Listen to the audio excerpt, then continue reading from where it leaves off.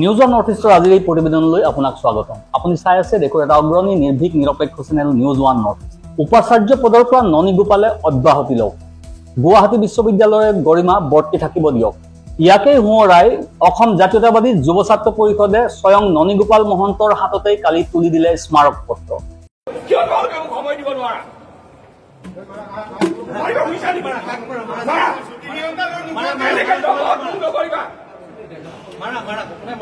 দমত মোক কামত সিদ্ধান্ত নিদিব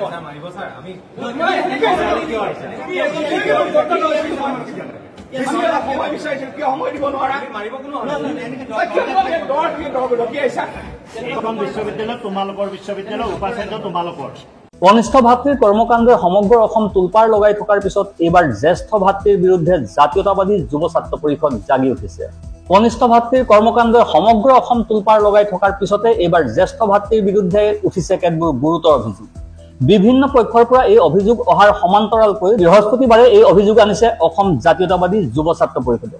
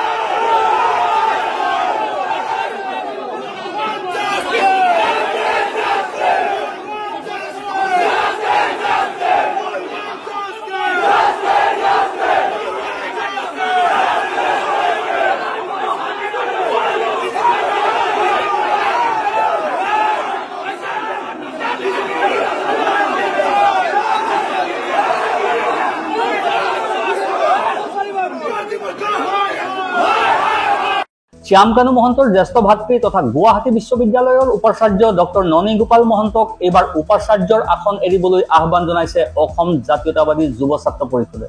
আনকি কালি যুৱ ছাত্ৰ পৰিষদৰ নেতৃত্বই ডক্টৰ ননী গোপাল মহন্তক তেওঁৰ কাৰ্যালয়ত সাক্ষাৎ কৰি তেওঁৰ হাততে এখন স্মাৰক পত্ৰ অৰ্পণ কৰে, য'ত স্পষ্ট ভাষাত এই সন্মানীয় আসনখনৰ পৰা অব্যাহতি ল'বলৈ তেওঁক আহ্বান জনোৱা হৈছে।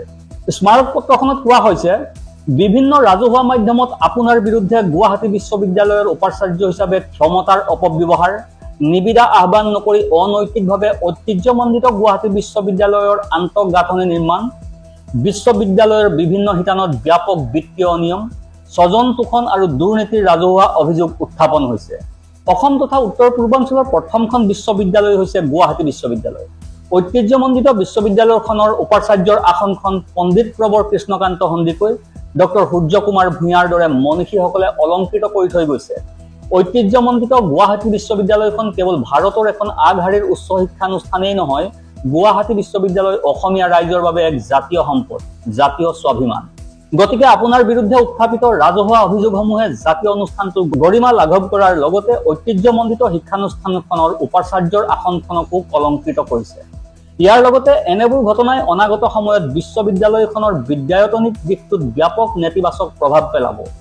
লগতে আপোনাৰ কলংকিত এই অধ্যায়ে সমাজখনকো প্ৰভাৱিত কৰিছে। এয়া অত্যন্ত দুৰ্ভাগ্যজনক আৰু ঐতিহ্যমণ্ডিত গুৱাহাটী বিশ্ববিদ্যালয়ৰ ইতিহাসত কেতিয়াও নোহোৱা নোখোজা ঘটনা। স্মাৰক পত্ৰখনত আৰু কোৱা হৈছে, আপোনাৰ বিৰুদ্ধে ৰাজহুৱাকৈ কোনো পক্ষই যদি ভিত্তিহীন অভিযোগ উত্থাপন কৰিছে, তেনেহলে আপুনি তেনে পক্ষৰ বিৰুদ্ধে আইনী ব্যৱস্থা গ্ৰহণ কৰাৰ আপোনাৰ সম্পূৰ্ণ অধিকাৰ আছে। কিন্তু কেৱল মানহানি গোচৰ দিয়াটোৱেই আপোনাৰ শেষ দায়িত্ব হ'ব নোৱাৰে।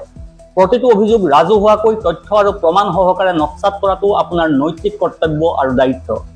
তাৎপৰ্যপূৰ্ণ বিষয়টো হ'ল যে আপুনি আপোনাৰ বিৰুদ্ধে উত্থাপিত উপৰোক্ত ভয়াৱহ দুৰ্নীতি আৰু স্বজন তোষণৰ অভিযোগসমূহ অদ্যপি যুক্তিনিষ্ঠ আৰু প্ৰমাণ সহকাৰে খণ্ডন কৰিব পৰা নাই, অথবা আপোনাৰ বিৰুদ্ধে উত্থাপিত অভিযোগ মিছা বা ভিত্তিহীন বুলি প্ৰমাণ কৰিবলৈ আপুনি নিৰপেক্ষ তদন্তৰ আহ্বান জনোৱা নাই। অভিযোগ নস্যাৎ কৰিবলৈ তথ্য প্ৰমাণ দি ৰাইজক আশ্বস্ত কৰিবলৈ সামান্যতম চেষ্টা কৰাও আমাৰ দৃষ্টিগোচৰ হোৱা নাই। ইয়াৰ পৰিৱৰ্তে আপুনি অভিযোগ উত্থাপনকাৰীৰ বিৰুদ্ধে মানহানিৰ গোচৰ তৰিবলৈ আইনগত ব্যৱস্থা গ্ৰহণ কৰাৰ ভাবুকি দি দায়িত্ব সামৰিছে। সেয়া দৰাচলতে মুখ বন্ধ কৰাৰ এক কৌশল বুলি আমি ভাবিবলৈ বাধ্য হৈছো। আপুনি ক্ষমতাশালী লোক, সেয়া সৰ্বজনবিদিত। কিন্তু আইনী ব্যৱস্থা গ্ৰহণৰ ভাবুকি দি মুখ বন্ধ কৰাৰ ভাবুকি দিয়াতকৈ অসমৰ ৰাইজে ঐতিহ্যমণ্ডিত গুৱাহাটী বিশ্ববিদ্যালয়ৰ উপাচাৰ্যগৰাকীৰ বিৰুদ্ধে উত্থাপিত অভিযোগসমূহৰ সঠিক তদন্তৰে প্ৰকৃত সত্য উদ্ঘাটন হোৱাটোহে কামনা কৰে।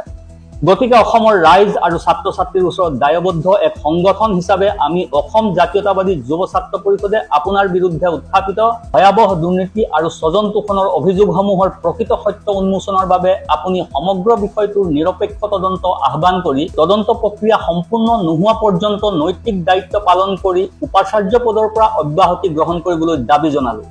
আশা কৰোঁ ঐতিহ্যমণ্ডিত গুৱাহাটী বিশ্ববিদ্যালয়ৰ সোণসেৰীয়া ইতিহাস আৰু বিদ্যায়তনিক দিশৰ গৰিমা ৰক্ষাৰ স্বাৰ্থত বিষয়টোত গুৰুত্ব প্ৰদান কৰি আৰু নৈতিকতাৰ ওচৰত শিৰ নত কৰি কাৰ্যকৰী পদক্ষেপ গ্ৰহণ কৰিব।